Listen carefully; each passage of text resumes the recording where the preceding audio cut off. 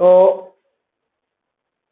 Last time ने लिया था कूलम्स लॉ स्टार्ट किया था, राइट। तो कूलम्स लॉ जो है that is valid for stationary and point charges. और कूलम लॉ जो है वो हम किस लिए यूज करते हैं कि हमने पढ़ा दो टाइप के चार्जेस होते हैं।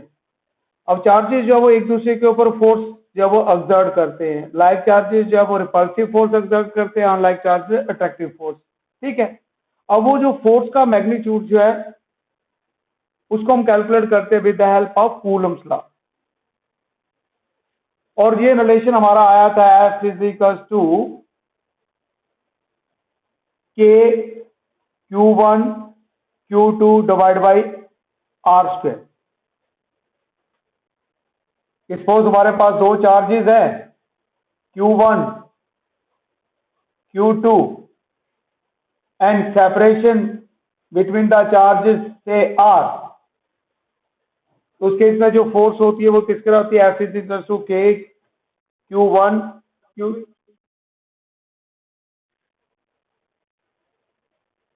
हाँ इंद्रपाल, हाँ बच्ची उसी पे आ रहा हूं मैं, अभी रिवाइज कर रहा हूं मैं पीछे वाला। जब टॉपिक कंप्लीट हो जाए ना तो उसके बाद कोई भी क्वेश्चन होगा तो मुझे बोल देना मैं, ठीक है। इससे दोबारा रिवाइज कर रहा हूं उसको। तो F is equal to K Q1 Q2 by R square. तो ये हमने लिया था। अब K क्या, कूलम कांस्टेंट, ये किसके रहा होता है? 1/4 पाई एप्सिलॉन नॉट। ये जो एप्सिलॉन नॉट जो है इसको हम बोलते हैं that is known as permittivity. Permittivity किसकी? Free space. अब यहां पे फ्री स्पेस का मीनिंग क्या हो गया? एयर और वैक्यूम।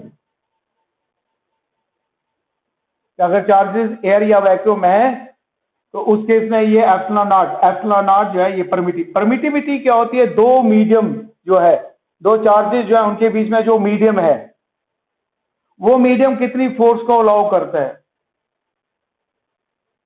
राइट। उसी को हम नाम देते हैं that is known as permittivity. जैसे मैंने अब एक चार्ज यहां प्लेस किया हुआ है और एक चार्ज यहां पे है, तो बीच में मेरा हाथ है, ठीक है। तो अब ये हाथ जो है इसमें से कितनी जो है वो ये फोर्स को अलाउ कर रहे हैं उसी को नाम देते हैं परमिटिविटी। अगर फ्री स्पेस है तो उस केस में क्या होगा? फोर्स की वैल्यू ज्यादा होगी। इसको हम समझने के लिए ऐसा कर सकते हैं जैसे दो पॉइंट्स है या दो पॉइंट्स है, मीन्स एक पर्सन जो है यहां से यहां तक मूव करता है, राइट। ये जो मूवमेंट है उसको हम मान लेते हैं फोर्स। अब अगर एयर में चल रहा है तो बड़ी आसानी से मूव करेगा, लेकिन अगर यही दो पॉइंट जो वो कहां पे, स्विमिंग पूल पे हम ले लेते हैं, और स्विमिंग पूल में पर्सन जो वो एक जगह से दूसरी जगह, तो जो वाटर होगा उसमें थोड़ा चलने में प्रॉब्लम आएगी, ठीक है। तो फोर्स की वैल्यू जो है वो क्या हो जाएगी? ज्यादा लगानी पड़ेगी या कम। तो वो जो मीडियम जो अपोज करता है उसी को हम नाम देते हैं that is known as permittivity. और अगर हमने यहां पे एयर के बजाय मीडियम लिया हुआ है तो उस केस में एप्सिलॉन जो है उसको रिप्लेस कर देते हैं किससे? एप्सिलॉन नॉट को किससे रिप्लेस कर देते हैं? एप्सिलॉन से। और इसको हम नाम देते हैं that is known as permittivity of medium. और अब इनके बीच में जो रिलेशन है, दोनों की जो रेशियो होती है K is equal to epsilon by epsilon not, इसको डाइलेक्ट्रिक कांस्टेंट बोलते हैं। और ये आज हम लेंगे इसको डिटेल में, ठीक है। तो मुझे टॉपिक को कंप्लीट करने दो, उसके बाद जो है वो भी क्वेश्चन होंगे आपके, वो मैं ले लूंगा। तो कूलम्स लॉ जो हमने ये स्टडी किया था, F is equal to K Q1 Q2 divide by R square. Now F is equal to K किसके रहा होता है? 1/4 pi epsilon not Q1 Q2 divide by R square. अब यहां पे इसमें पूछा जाता है unit charge,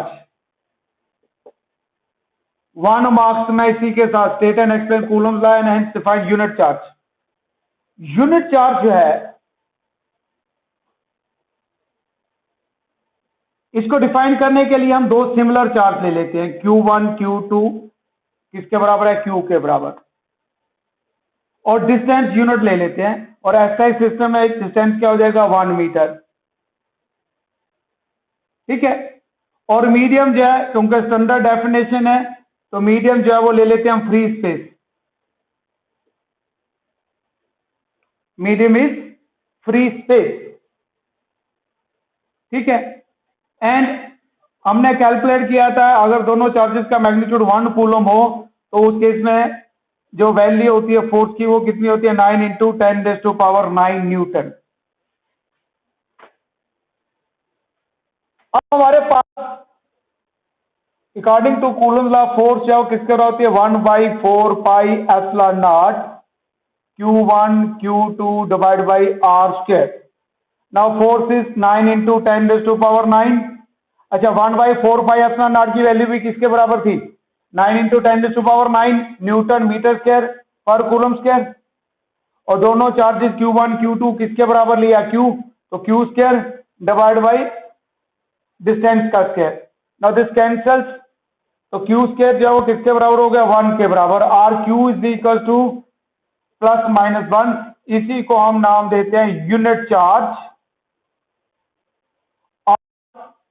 1 coulomb charge, unit charge और 1 कूलम चार्ज। अब डेफिनेशन मैं यहां पर रिपीट कर देता हूं, बाकी जो आपको नोट्स में भेजूंगा उसमें डेफिनेशन को आप लोग ने नोट कर लेना। तो 1 कूलम चार्ज जो है 1 coulomb charge is that much charge, 1 coulomb charge is that much charge which when placed at a distance of 1 meter apart from a similar charge in free space repels it with a force of 9 into 10⁹ Newton. Means 1 coulomb charge कितना होता है जब उसको हम 1 metre distance पे place करेंगे, उतने ही magnitude जितने चार्ज के बराबर कहां पे है मीडियम कौन सा फ्री स्पेस, तो उस केस में जो फोर्स ऑफ रिपल्शन होगी दोनों के बीच में को कितनी होगी 9 इंटू 10⁹ तो जब हम स्टैंडर्ड डेफिनेशन डिफाइन करते हैं तो यहां पर सिमिलर चार्जेस लेते हैं। ठीक है, क्योंकि अट्रैक्शन से हमें यह नहीं पता चलता कि दोनों चार्जेस के ऊपर चार्ज है। मैंने बताया था द शो test of electrification is repulsion, तो इसलिए जब ये यूनिट चार्ज को डिफाइन किया जाता है तो यहाँ पे हम दोनों चार्जेस सिमिलर लेते हैं, आइदर दोनों पॉजिटिव लेंगे या दोनों नेगेटिव लेंगे। तो दोबारा रिपीट कर रहा हूं, तो 1 coulomb charge is that much charge which when placed at a distance of 1 metre from a similar charge in free space repels it with a force of 9 into 10⁹ newton. तो ये था यूनिट चार्ज।